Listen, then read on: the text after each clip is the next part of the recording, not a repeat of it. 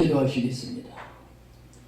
사랑과 은혜가 충만하신 하나님 아버지, 금년 한 해를 지켜주셨고 이제 마지막 토요 예배를 드리게 해주심을 감사드립니다. 전 세계적으로 이 방송을 듣는 사람에게 하나님 은혜가 될 수 있게 성령께서 역사하여 주옵시고, 방송을 듣는 모든 사람에게 축복하여 주시기를 간절히 바라옵고 기도드리며, 이제 2019년도의 마지막 토요 예배가 아버지 앞에 더욱더 영광 돌릴 수 있게 인도하여 주시기를 바라옵고 기도드리며, 이 세신 방송이 더욱더 활성화될 수 있게 성령께서 역사하여 주시옵소서. 이곳에 수고하는 모든 목사님들에게 충만한 은혜와 축복하여 주시기를 간절히 바라옵고 기도드리며, 거룩하신 예수님의 이름으로 기도드리옵나이다. 아멘.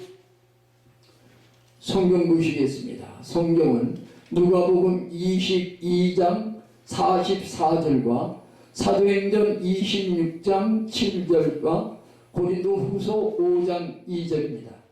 먼저 누가복음 22장 44절을 봉독해 드리겠습니다. 예수께서 힘쓰고 애써 더욱 간절히 기도하시니 땀이 땅에 떨어지는 핏방울같이 되더라.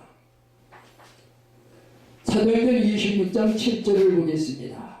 이 약속은 우리 12지파가 밤낮으로 간절히 하나님을 받들어 섬김으로 얻기를 바라는 바인데, 마지막 고린도후서 5장 2절입니다. 참으로 우리가 여기 있어 탄식하며 하늘로부터 오는 우리 처소로 덧입기를 간절히 사모하노라. 아멘. 오늘 본문을 읽고 제목은 성도가 간절히 해야 할 일입니다. 인간이 세상을 살면서 간절히 해야 할 일이 있고 대충 해야 할 일이 있습니다.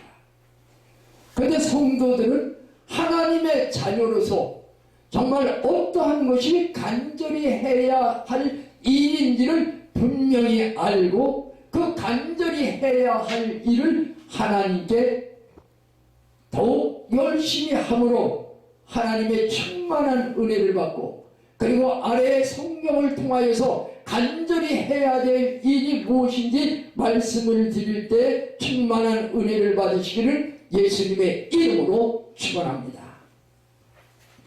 먼저 성도가 간절히 해야 될 것은 간절히 기도하는 것입니다. 기도는 성도의 생명입니다. 내가 기도가 끊기면 내 속에 있는 영적 영은 죽어갑니다.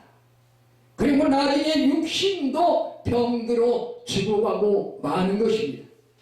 그런데 내가 기도가 살면 영도 살고 내 육신도 더욱더 건강을 찾을 수가 있게 되는 것입니다. 그럼 간절히 기도하라고 하는데 어떻게 기도하느냐? 예수님처럼 기도해야 되는 것입니다. 오늘 본문 누가복음 22장 44절 보면 예수께서 힘쓰고 애써 더욱 간절히 기도하시니 땀이 땅에 떨어지는 핏방울같이 되더라 라고 말씀해주고 있습니다.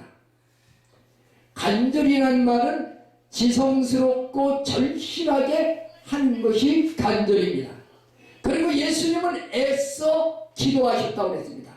이것은 어떠한 일을 이룩하기 위해서 마음과 힘을 다하여 하는 것이 애써 하는 것입니다.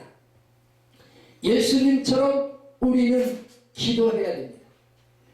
열심히 정말 간절하게 기도할 때에 하나님께서 그 기도를 응답해 주시고, 그리고 그 기도를 들으시고 그 원하는 바를 모두 채워주신다는 말씀입니다. 예수님께서 기도하실 때 어떻게 기도하셨습니까? 힘써 기도하셨습니다. 오늘 본문 보면 땀이 땅에 떨어지는 핏방울같이 되더라 라고 했습니다. 우리는 땅에 떨어지는 핏방울을 보지 못했습니다. 그러나 저는 내 손가락이 잘렸을 때 핏방울이 뚝뚝 떨어지는 것을 제 눈으로 목격했습니다. 예수님은 땀방울이 빗방울처럼 뚝뚝 떨어졌던 것입니다. 그렇게 하려면 힘써 기도하고 애써 기도하고 간절히 기도할 때에 그렇게 될 수 있는 것입니다. 과연 나는 하나님 앞에 기도할 때 얼마나 힘써 기도해 왔습니까? 기도는 힘을 다하여 기도해야 됩니다. 힘을 다하여 기도하면 내 이마에서 땀방울이 뚝뚝 떨어집니다. 그렇게 예수님처럼 기도할 때 그 기도를 하나님이 귀를 기울여 응답해 주신다는 사실을 믿으시기를 바랍니다. 그 다음 성도는 무엇을 해야 되냐면 전도를 해야 되는 것입니다. 날마다 간절히 해야 될 일은 전도입니다. 성경에 보면 오직 성령이 너희에게 임하면 너희가 권능을 받고 예루살렘과 온 유대와 사마리아 땅끝까지 이르러 내 증인이 되리라고 그랬습니다. 사랑하는 성도 여러분, 증인은 올바른 증인을 서야 되는 것입니다. 내가 예수님의 증인이라면 예수님의 모든 삶과 예수의 사랑을 만인에게 전할 수 있어야 되는 것입니다. 내 몸으로 실천하지 않고 예수의 사랑을 전한다는 것은 그것은 잘못된 것입니다. 내가 정말 예수님의 은혜를 받았다면 그 사랑을 만인에게 실천하고 증인으로 나타나며 전도해야 되는 것입니다. 그 다음 우리는 간절히 받들어야 되는 것입니다. 사도행전 26장 7절에 보니까 이 약속은 우리 12지파가 밤낮으로 간절히 하나님을 받들어 섬김으로 얻기 바라는 바인데 라고 그랬습니다. 받들어라는 말은 공경하고 높여 모신다는 뜻입니다. 그럼 성도는 누구를 공경하고 받들어 모셔야 됩니까? 그것은 하나님을 내가 공경하고 받들어 모시는 것입니다. 누구나 다 나는 하나님을 공경하고 높이 받들어 모신다고 얘기합니다. 그러나 하나님은 눈에 보이지 않습니다. 손에 잡히지 않습니다.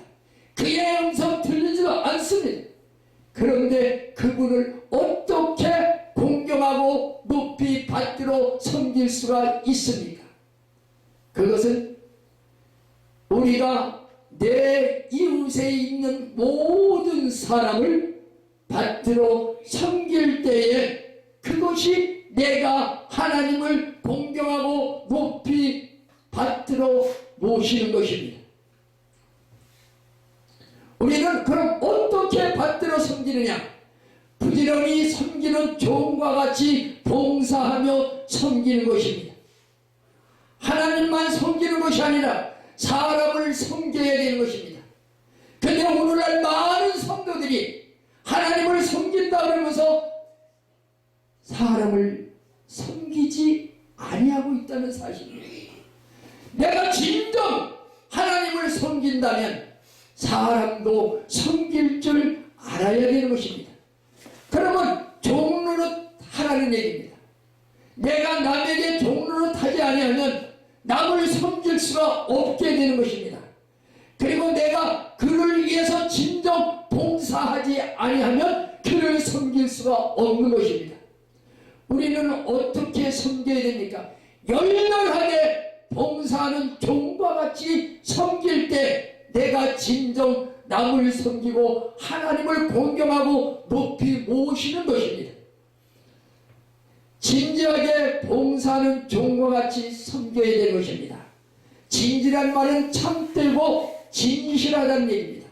과연 나는 예수를 믿으면서 남을 섬길 때 참되고 진실한 마음으로 남을 섬기고 있습니까? 그러지 못한 우리의 모습이 너무 많다는 얘기입니다. 그런데 이렇게 남을 섬기는 마음은 어디서 나올까요? 이런 마음은 바로 감사하는 마음에서 그런 마음이 나올 수 있게 되는 것입니다. 내가 겸손하지 않고 교만하면 남을 섬길 수가 없습니다. 내가 남을 섬기려면 나는 겸손하여 낮은 곳에 엎드려 길 때, 그때 남을 섬길 수가 있게 되는 것입니다. 내 목이 곱고 내가 아는 것, 내 가진 것, 내 모든 것을 드러내기 시작하면 절대로 남을 섬길 수가 없습니다. 그런 사람은 하나님을 섬긴다는 것은 거짓말이라는 얘기입니다.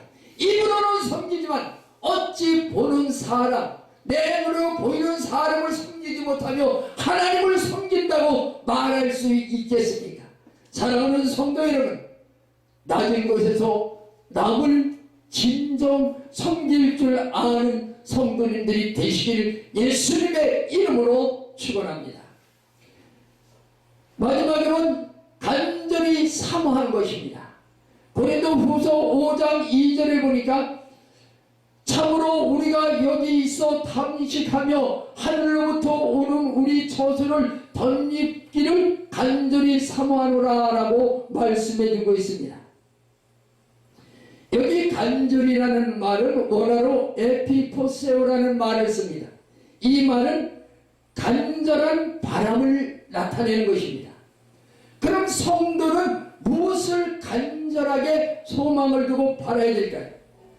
하나님께서 내게 천국을 분명히 주신다는 그 마음을 간절하게 바라고 원해야 되는 것입니다. 나는 예수를 믿고 나는 분명히 천국에 갈 수 있다라는 믿음과 그 바람이 있어야 되는 것입니다. 그리고 내 마음에도 늘 천국이 임할 수 있게 하나님께 기도하며 그리고 간절히 바라는 마음을 가질 때에 그렇게 하나님께서 채워주신다는 말씀입니다. 사랑하는 성도 여러분, 그럼 내가 어떻게 하나님께 매달려 간절하게 기도하고 그리고 내가 원하는 것을 하나님께서 주시기를 바라며 그 주신 것을 받을 수 있을까요? 성경에 보면 한 과부가 한을 풀어달라고 하나님을 무시하고 사람을 무시하는 그런 법관에게 찾아가서 얘기합니다. 내가 이러이러한 일에 처했으니 나의 원한을 좀 풀어달라고 말하지만 처음에 법관은 듣지 않았습니다. 한 번, 두 번, 하루, 이틀 계속 찾아가니까 나중에 법관이 너무 번거롭게 하니까 저 여인의 말을 들어줘야 되겠다 하면서 그 한을 풀어줬다는 이야기가 있습니다. 사랑하는 성도 여러분, 내가 간절히 하나님 앞에 매달려 기도하면 하나님은 법관이 여인에게 그 한을 풀어준 것처럼 우리의 모든 것을 하나님이 풀어주십니다. 또한 내가 힘을 다해 부르짖을 때에 하나님께서는 내 모든 것을 풀어주시고 그 원하는 것을 이루어 주십니다. 예수님 당시 10 문둥병자가 있겠습니다. 사람들에게 천대받고 어디 가서 나설 수 없는 10사람의 문둥병자는 어떻게 할 수가 없습니다. 그런데 예수님이 지나간다는 소리를 들었습니다. 그는 그 10사람은 예수님이 지나갈 때에 소리를 질렀습니다. 다윗의 자손 예수여, 우리를 불쌍히 여겨달라고 큰 소리로 외쳤습니다. 예수님은 그 소리를 듣고 그들에게 이렇게 얘기합니다. 제사장에 가서 내 몸을 보이라고 했을 때 그들이 가는 중에 다 깨끗함을 받았다는 얘기입니다. 사랑하는 성도 여러분, 내가 하나님 앞에 부르짖을 때는 정말 큰 소리로 소리내어 부르짖을 때 내게 하나님께 충만한 은혜를 받을 수 있게 되는 것입니다. 또한 우리는 어떻게 해야 됩니까? 미문 곁에 있는 소경처럼 그가 안전뱅이처럼 그 베드로를 바라보는 그 마음으로 우리는 주님께 바라보고 하나님 앞에 내가 원하는 바를 기도할 때 하나님은 내게 모든 것을 이루어 주십니다. 베드로를 쳐다보면서 내가 무엇을 얻을까 바라봤을 때 베드로는 이렇게 얘기합니다. 내게 은과 금은 없지만 내게 있는 것은 내게 주노니 곧 나사렛 예수의 이름으로 일어나 걸으라고 했을 때 그는 일어나 걷게 되었던 것입니다. 사랑하는 성도 여러분, 하나님 앞에 간절히 기도할 때는 내가 바라고 원하는 것을 주신다고 확신을 갖고 간절히 기도해야 되는 것입니다.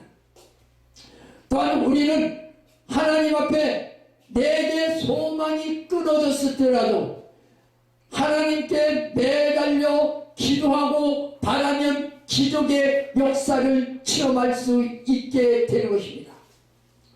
성경에 보면 12의 혈류증 걸린 여인이 있습니다.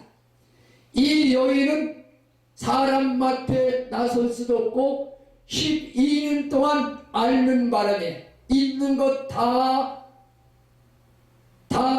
없어지고 이제 자기 몸뿐이 없습니다.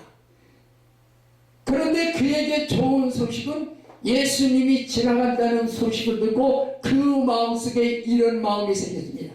내가 예수님의 옷자락만 만져도 나의 병이 낫겠다는 그 간절한 마음으로 예수님의 옷자락을 만졌습니다. 그런데 어떻게 되었습니까? 예수님의 옷자락을 만지는 그 순간 이 여인의 혈류증은 깨끗이 나았다는 얘기입니다. 예수님이 이렇게 얘기합니다. 누가 내를 만졌느냐고 했을 때 제자들은 사람이 너무 많아서 아마 지나가는 것이 그냥 건드려서 그렇게 된가 보다라고 얘기합니다. 그런데 아니다. 내게 능력이 나갔다라고 분명히 얘기를 합니다.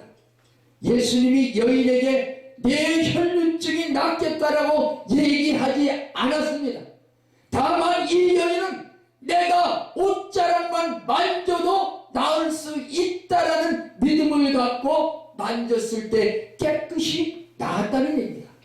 오늘날도 내가 하나님 앞에 간절히 매달려 기도하고 하나님은 분명히 나를 이렇게 낫게 해주고 모든 것이 형통할 수 있게 해주신다는 것을 믿고 나가면 분명히 놀라운 역사의 체험을 할 수 있게 되는 것입니다. 사랑하는 성도 여러분, 우리는 간절히 기도해야 됩니다. 기도는 나의 생명입니다. 기도는 나의 육체의 건강을 얻을 수 있는 것입니다. 그리고 기도는 내 영이 점점 살아나는 것입니다. 그리고 우리는 간절히 내가 하나님을 받들어 섬기는 것처럼 세상 사람이고 믿는 사람이든 그들을 내가 받들어 섬겨야 됩니다. 그런데 그들을 받들어 섬기려면 내게 있는 것 다 내려놓고 낮은 데서 정말 그들의 종이 됐다 생각하고 그럴 때 그들을 받들어 섬길 수 있게 되는 것입니다. 그러나 내가 너무나 낫다라고 생각할 땐 절대 받들어 섬길 수가 없게 되는 것입니다. 성경은 우리에게 이렇게 말씀해주고 있습니다. 너희는 남을 나보다 더 낫게 여기라고 말씀해주고 있습니다. 사랑하는 성도 여러분, 우리는 낮은 곳에서 남을 섬기며 그리고 분명히 하나님은 내가 간절히 바라고 원하는 것을 이루어 주신다는 것을 믿고 하나님께 영광 돌리며 또한 놀라운 체험을 하시는 성도님들 되시기를 예수님의 이름으로 축원합니다.